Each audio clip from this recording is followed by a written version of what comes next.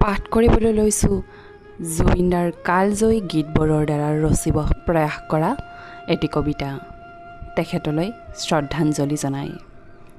কবিতাটিৰ শিৰোনাম অমৰ জুবিনদা।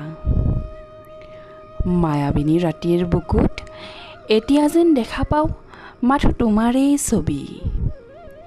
আকৌ যেন এবাৰ দেখা দিবাহি হিয়াৰ দাপোনত গোপনে আহি।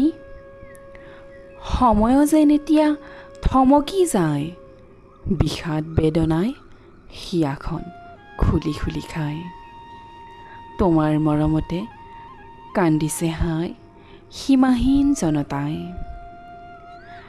কি হ'ব এই জীৱন তুমি অবিহনে।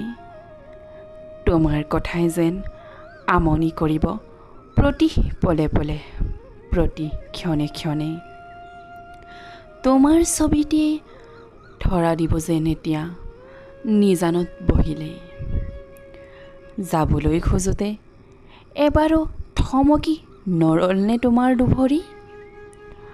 অচিনা দেশলৈ এনেকৈ হঠাৎ সকলোকে এৰি গ'লা যে তুমি।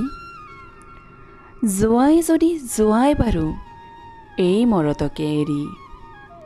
সৰক্ষণী হ'ব এতিয়াৰে পৰা তোমাৰ সুৰেৰে শুৱদি। ৰ'দ ৰ'দ বিচাৰি ৰ'দ আজি কেনিও নাই। তুমিয়ে যে নাই এতিয়া প্ৰকৃতিয়েও ম্ৰিয়মান ভাই। হঠাতে হেৰালা কেনিনো চোতালৰে জোনাক।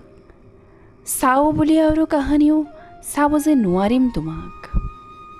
আকাশত উৰিলা সাগৰ তলিত শুলা আৰু অৱশেষত ভাগৰি পৰি চিৰনিদ্ৰাত শুলা।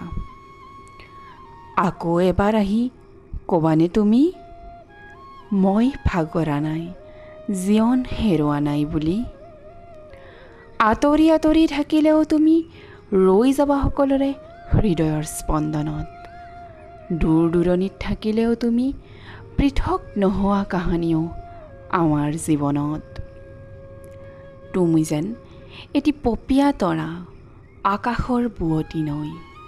তুমি অসমবাসীৰ স্বাভিমান আমাৰ মাজত থাকিবা সদায় সকলোৰে হিয়াৰ আমঠু অমৰ জুবিনদা হৈ।